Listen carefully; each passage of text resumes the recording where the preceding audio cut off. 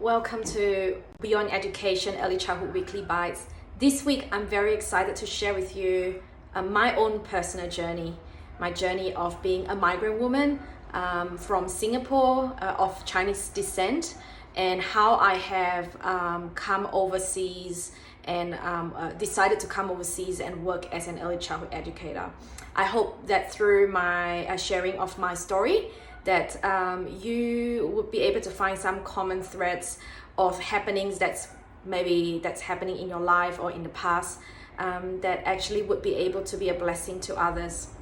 Now today I want to share from the perspective of being a migrant woman and how it was as an experience to settle into early childhood. So I think the first thing that I want to talk about is feeling safe. So the idea of feeling safe is very important for someone that's new to the country. You can imagine that that people like you and I that maybe have come from a different country might not have someone, social support, family support here in Australia, and you being the workplace is the first encounter of how the Australian culture is. So it's very important for us to create that safe and welcoming environment. And how can we create a safe environment? So we can think about the way that we are speaking with others. Are we using welcoming and warm body language? Are we using words that are kind and that are uplifting, at some times?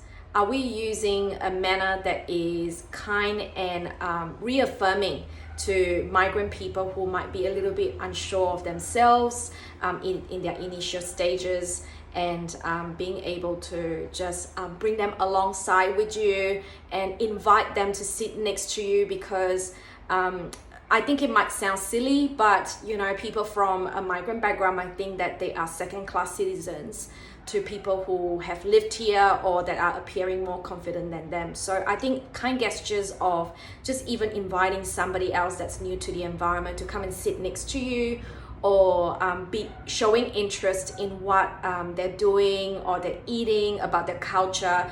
It really shows that interest and respect that you bring to the work culture, and that creates a safe working environment. Now, about creating a welcoming environment, do you respect each other's space? Would you comment on somebody else's food?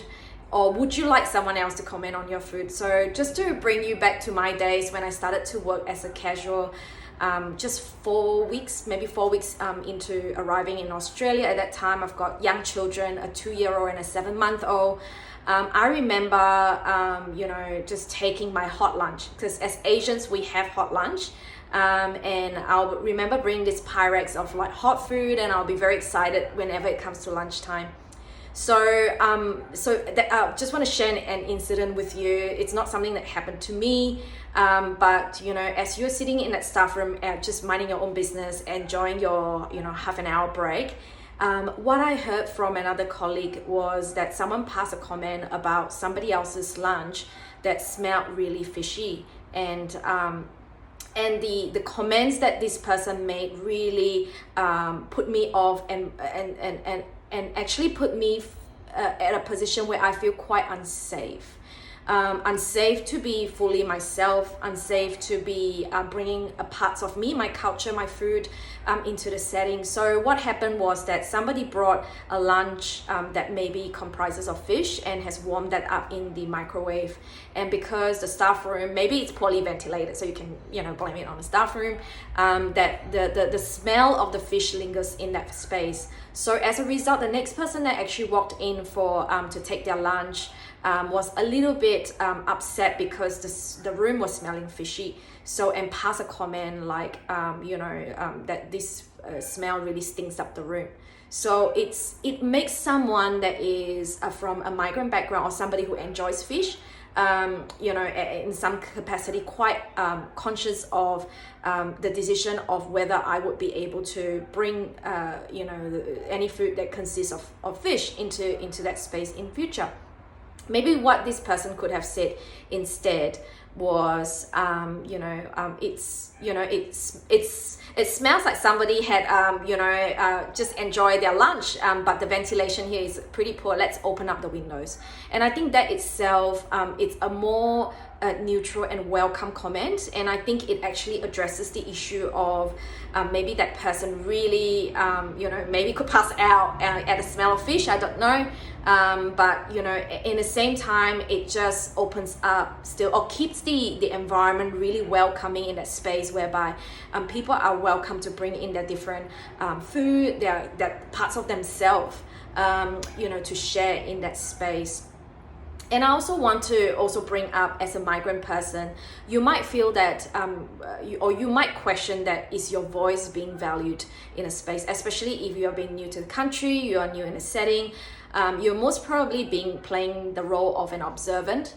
And it's very important to for others who are a little bit longer or a little bit more senior in that space, to be able to encourage the new people to start voicing out by maybe even just asking them their opinions, and showing that their voice and their opinion counts when they do give a feedback, or that when they raise certain things.